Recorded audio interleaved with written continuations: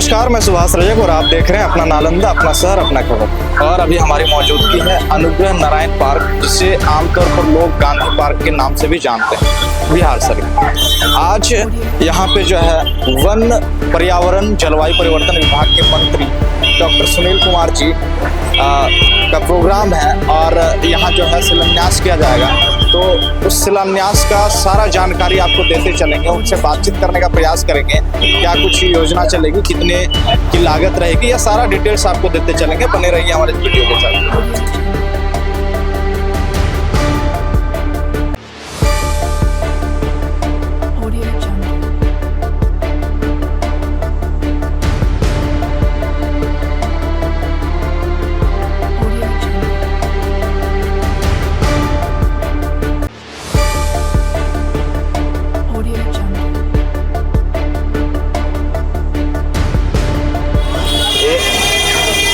शहर के लिए नया सौगात है, क्या कहेंगे? देखिए, इसको जैसे पहले गांधी मैदान पार्क बोलते थे, अभी अनुग्रह नारायण पार्क बोलते हैं। इस पार्क के उन्नयन के लिए, जीर्णोद्धार के लिए हमने 23,43,000 रुपये दिए हैं। और एक चिल्ड्रन पार्क भी है जो अम्बेर में है, उसके लिए हमने 48 लाख रुपये स्वीकृत किए हैं। उसका शिलान्यास 30 तारीख को करूँगा। उस शहर में जो हमारे पार्क हैं सबको जीर्णोद्धार करने का हमने संकल्प लिया, हमारा विभाग कर रहा है। एक और पार्क की स्वीकृति लंबित है। ये जो आप देख रहे हैं ओवरब्रिज बना है, या कहिए कि 4 लाइन का जो ओवरब्रिज बिहार शरीफ देवीसराय से होकर गुजरता है, तो अम्बेडकर पार्क से लेकर, अम्बेडकर चौक से लेकर और कारगिल चौक तक का जो पैसेज है, उसका भी हम लोगों ने DPR सबमिट करवाया है। कितना 2.5 करोड़ है? 3.87 करोड़। 3.87 करोड़, 2 किलोमीटर का। हाँ, 2 किलोमीटर का है। और अगर मौका मिला तो उसकी भी स्वीकृति दूंगा। एक बिहार शरीफ, सुंदर बिहार शरीफ लगेगा, जो हमारा संकल्प है कि हमारा विधानसभा पूरे बिहार राज्य में सबसे ऊपर रहे विकास के मामले में। वो संकल्प हमारा पूरा होगा। दूसरा, जहां आप खड़े हैं, एक कमरुद्दीनगंज पीछे मोहल्ला है, वहाँ पे 16 कट्ठे का एक तालाब है जो थोड़ा बहुत भर गया है। उसके जीर्णोद्धार के लिए, सौंदर्यीकरण के लिए भी हमने अनुशंसा किया है और हो सकता है उसका भी शिलान्यास मैं करूँगा।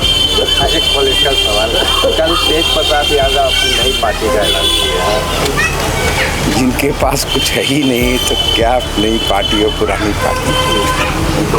दोनों भाइयों में उनके पुराने पार्टी में कुछ नहीं है। जनता फिर से NDA को लाने के लिए एकदम उत्साहित है। इको पर्यटन को बढ़ावा देने के लिए क्या किया जाए? इको पर्यटन, देखिए, बिहार राज्य में इको पर्यटन की काफ़ी संभावनाएं हैं। जब मुझे दायित्व इस विभाग का दिया गया और 26 फरवरी को मैंने ओथ लिया और विभाग में हमने अपना योगदान 28 तारीख को किया, उसके बाद से बिहार राज्य में जो इको पर्यटन की संभावनाएं थी उसको हमने बहुत आगे बढ़ाया है। अगर एक तरफ से बात करें, अगर आप रोहतास और कैमूर की बात करें, तो रोहतास और कैमूर की पहाड़ी, 5 पहाड़ों के बीच में एक दुर्गावती जलाशय है, जो एक ऐसा रमणीक जगह है जो पूरे बिहार राज्य के, हिंदुस्तान में कहीं नहीं है। लोग बोट में रहने के लिए डल झील जाया करते थे कश्मीर में। हमने वहाँ पे क्रूज बोट लॉन्च किया है, 2 क्रूज बोट लॉन्च किया है। और जिस दिन हमने लॉन्च किया, उसका रील इतना वायरल हुआ कि मिलियंस गया। पहली बार लोगों को एहसास हुआ कि बिहार में इको टूरिज्म की इतनी संभावनाएं हैं। उसी के बगल में गुप्ता धाम है, जहां भस्मासुर के कारण भगवान शंकर वो गुप्त धाम में जाके रुक गए थे। आज़ादी के बाद किसी मंत्री ने वहाँ पे भ्रमण नहीं किया था। 19 किलोमीटर का वो कच्चा रास्ता है पहाड़ियों में, और उसके बाद 300 मीटर का एक गुफा है जिसके अंदर भगवान शंकर का शिवलिंग है, जिसमें नेचुरल तरीके से प्राकृतिक रूप से हर समय एक एक बूंद गंगा जल टपकते रहता है। हम पहले मंत्री हैं, हम सौभाग्यशाली हैं कि मुझे पहली बार जाने का मौका मिला और हमने उसी समय संकल्प लिया कि इसका जीर्णोद्धार करेंगे, इसको आकर्षक बनाएंगे और 15 करोड़ की लागत से उस गुप्ता धाम का हम जीर्णोद्धार कर रहे हैं, उसका शिलान्यास किया और फिर मैं दोबारा वहाँ गया। और इसी प्रकार अगर आप बात करें बक्सर की, तो बक्सर में इतिहास बताता है कि विश्वामित्र जी वहाँ आके रुके थे और भगवान श्री राम का बाल काल वहीं गुजरा था और विश्वामित्र जी वहीं पे गायत्री मंत्र की रचना किए थे। 17 अप्रैल को मैं गया, जैसे ही विधानसभा ख़त्म हुआ 17 अप्रैल को मैं वहाँ गया था मैं दूसरा कुछ देखने के लिए।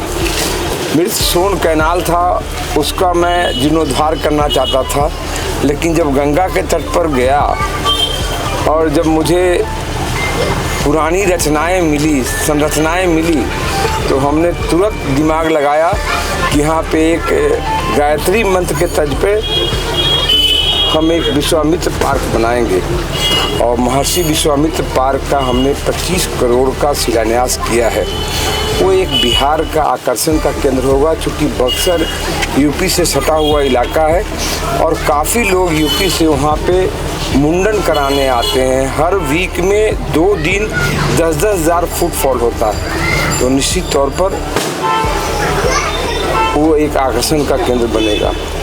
मैं आपको बताना चाहता हूँ थाबे मंदिर, थाबे माता का जो दरबार है, लोग बोलते हैं कि कामाख्या से माता चल के वहाँ आई थी और बहुत जागता मंदिर है। हर दिन 15,000 श्रद्धालु वहाँ आते हैं और अभी नवरात्रा में तो वहाँ पे पूजा करना संभव नहीं, 1 से 1.5 लाख लोग आते हैं। मैं पूरी व्यवस्था के साथ जाता था तो आधा घंटा कम से कम हमको लगता था पूजा करने में। और वहाँ पे पीछे में मेरा 31 एकड़ भूमि था वन विभाग का। पहले हमने एक छोटा सा पार्क बनाया, लेकिन फिर हमने ये फैसला लिया कि एक ऐसा आकर्षक हम पार्क बनाएंगे जो बिहार का इको टूरिज्म को आगे बढ़ाएगा। लोग पार्कों में नीचे ज़मीन पर तो घूमते हैं, पहला बार लोगों को पेड़ पर घूमने का मौका मिलेगा, क्योंकि वो घना जंगल है, ज़मीन पे काम करने की संभावनाएं कम है।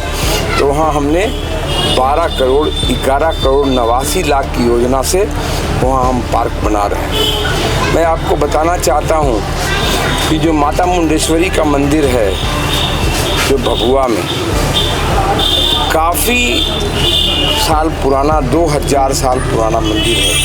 ये पहला मंदिर है जो अष्टकोणीय है और उस मंदिर में न सिर्फ माता की मुंडेश्वरी माता की प्रतिमा है, वहाँ पे चौमुखी शिवलिंग भी है। मतलब कि आप भगवान शंकर की पूजा कर सकते हैं और माता का उपासना भी कर सकते हैं। ये दोनों संगम ऐसा है जहाँ पे काफ़ी संख्या में देश से विदेश से श्रद्धालु आते हैं। उनके जो जाने के रास्ते हैं वो थोड़ा विकट था, खासकर नवरात्र में लाखों लोगों को जाने आने में एक ही रास्ता से जाना, एक ही रास्ते उतरना दिक्कत हो रहा था।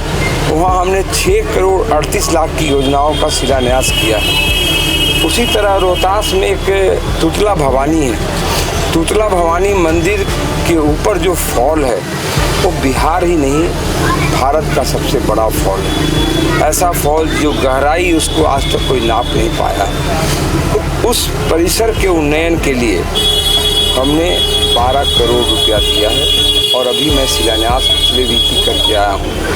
एक और योजना जो लगता है कि मैं शिलान्यास नहीं कर पाऊँगा, हमने योजनाएं तो स्वीकृत कर दी है, वो है मंदार पर्वत। मंदार पर्वत, अगर आप लोगों ने पुराण पढ़ा है तो मंदार पर्वत से ही समुद्र मंथन हुआ था। उस पर्वत को अगर बाहर से देखेंगे तो लगेगा कि शिवलिंग है। वहाँ पे सीता कुंड, अलग अलग कुंड हैं। तो उसके उन्नयन के लिए भी हमने जीर्णोद्धार के लिए 12 करोड़ रुपया दिया है। इस तरह बिहार के विभिन्न भागों को आकर्षक बनाने के लिए और ये मिथ्या तोड़ने के लिए कि वन विभाग सिर्फ पौधारोपण नहीं करती है, बिहार को समृद्ध, विकसित और आकर्षक बनाने के लिए भरपूर काम कर रही है। तो अपने 6 महीने के कार्यकाल में हमने इस विभाग को और बिहार को सजाने का काम किया।